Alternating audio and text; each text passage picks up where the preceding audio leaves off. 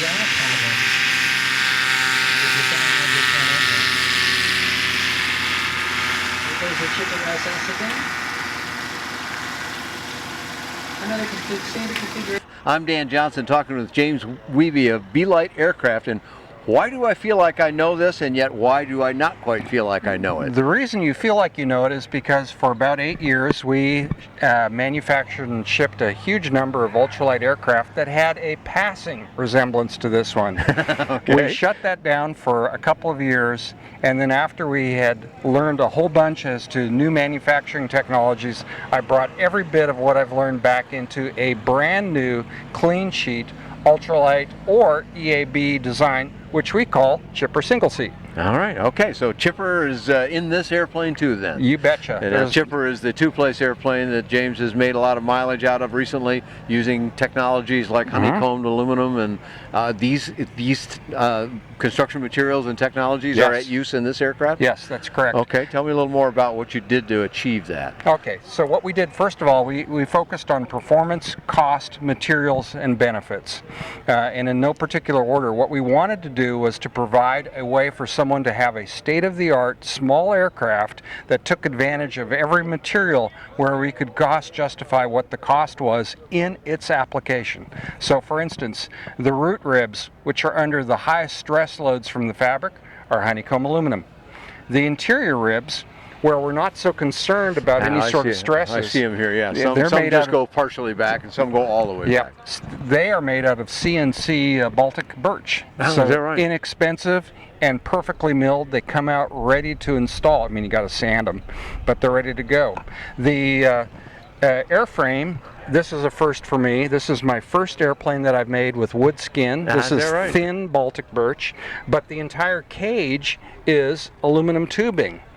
So, is that right? Okay, yeah. so wow, you got quite a composite here then. Yeah. There's all different kinds of materials on and this then airplane. in the back of it we have foam combined with fiberglass. So we have 4 or 5 different building materials. Each is the best for the cost, for the application, providing the strongest structure at the lowest possible weight. That's quite a mouthful there. Yeah, I know. It's just like da da da da da. So it's everything ends up being a fusion of the very best material in its application for the part. The example is the landing gear. These are 7075 T6 aluminum. Unlike Big Chipper, these are square extrusions, so there's no additional machining. So they just bolt on in place. Ridiculously strong. Here we've got a gas spring strut, which is an inexpensive consumer product that's just a bolt-on product. Is that right? Okay. Yeah, yeah. So you end up with a cabin, everything on it being CNC cut. You can see exactly how all the parts fit together. It's like a big model airplane kit. You put it together. A guy can build this cabin in 1 day. Is that right? Yeah. Really? Now, you're not the whole airplane. You're talking the cockpit cabin area. Cockpit cabin. Okay. That's correct. Well, as long as you mentioned that, let's talk about what the effort here is. Now, you said this is a Part 103? It's either Part 103 or experimental amateur build. Okay. So we've discovered a lot of single-place aircraft don't want 103. They want a 103-like airplane that's a little heavier that they're going to fly with an N number. You said it's Part 103, which means it might meet that spec, and if it doesn't meet that spec, if you want to put more stuff on it or make it a little heavier, well then it's experimental amateur build. But when it's a Part 103, will you build it? Yeah, you, we're the happy factory, to build. We want to build, we're happy to build airplanes for people. We know that there's a lot of people who just say, hey, I want you to hand me the keys, I want the airplane ready to go, and under Part 103 we can legally do that. Absolutely you can, so that's great. Okay, so you kind of have it both ways then on this aircraft. On your larger Chipper airplane, that's all experimental amateur build, correct? Okay. Yeah. All right, so this airplane here now, this if it makes Part 103, that's 254 pounds of empty weight, so this is a very light guy, is it? Yes, it is. Achieving that by this use of these new materials? Yep. Yeah. Our minimum build comes in at about 233, 235 pounds. Okay, okay. And speaking of build then, when a builder builds it, what kind of time expectations should they have? Honest 300 hours. 300 hours? To do it right. Okay.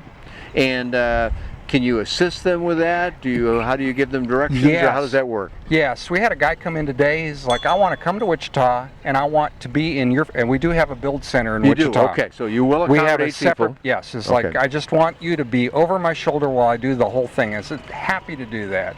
happy to do that. And we've got other people doing that for us as well. So we can help people build, we can provide build assistance, whatever they want, we can legally do under Part 103. Okay, sounds good. So, all right, the build process, 300 hours on expectation. You'll help them with a builder assist. I get all that, but if the guy says, nope, I want to do it myself, have you got full sets of manuals for them, Yes. step-by-step kind of instructions? And we've got really good CAD too. We've learned about how to do CAD for aircraft building. So one of the cool things is you can go in, you can look at it, you can see a complete layout of where everything is on the screen of a computer. So if it's not quite clear to you, you have an additional level of support available to you to pull information directly from the CAD. Okay, so they would get this and could operate this themselves in some way? Yeah, it's a free viewer. Yep. I see. Anyone Okay. can do it. So on any computer kind of thing? Yep. Okay, great. All right, now we've talked a little bit about building and the aircraft and its construction and whatnot, but you know, pilots want to know how it flies and how it performs. So talk to me a little bit about performance first, and then we'll go into some controls and so forth. First and foremost, this was designed to be a stall, short takeoff landing aircraft. Okay. And the way that we pulled that off was by doing some technical innovation. This is a new airfoil. It's very similar to the airfoil that I've used in the past, but it's enhanced to produce better lift at low speeds. Then if you look at it, this is a unique airplane in that it has full span, huge ailerons or flaps. Yeah, they So really are really big. We crank in the coefficient of lift based on the technology in the wing. And I've already demonstrated a 30-foot landing at gross weight in this thing. Is that right? Oh, 30 feet. You come in, I've got it on YouTube, you can see it for yourself. That's about 1.5 times the length of the airplane or Yep. something. That's very short. Yep. So it was designed to be an extraordinary, it was not designed to be a fast airplane. If you want a fast airplane, this is not what you want, but if you want an airplane that allows you to get up in the sky, loiter, do some moderate cross country, you know, not with expectations of getting there at, you know, You're supposed to enjoy the trip. if you're enjoying the time, this is the airplane for you.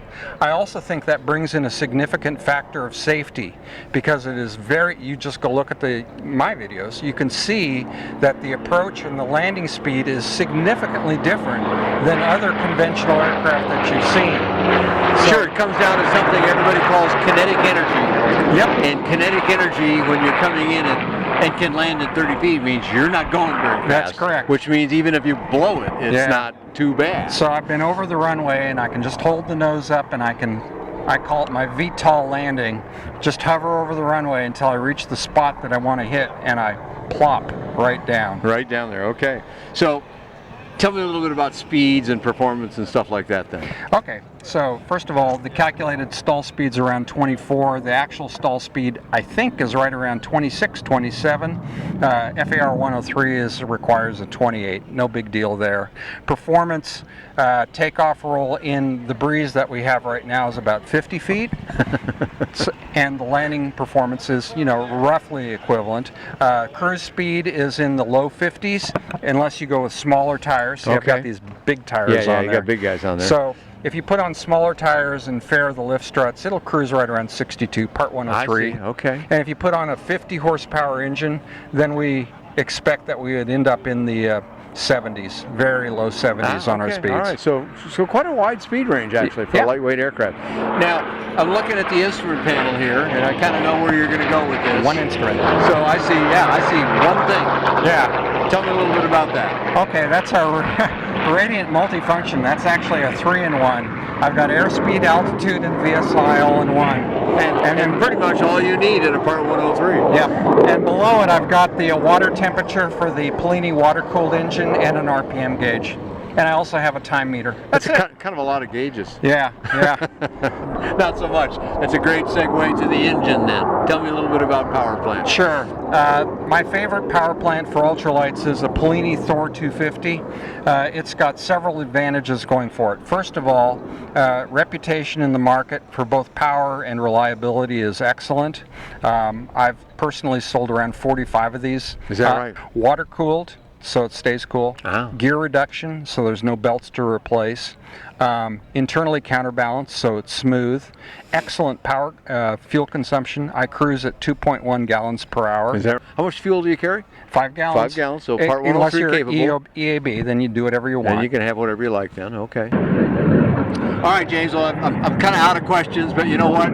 Other people will have ones that I didn't think to ask. How do we get a hold of you on the web so they can find out all they need to know or maybe place that order? Yeah, everything that you need to know can be found at chipper.aero, our website. That's the best place with spec sheets, links to the store, everything that you need. Chipper, chipper.aero,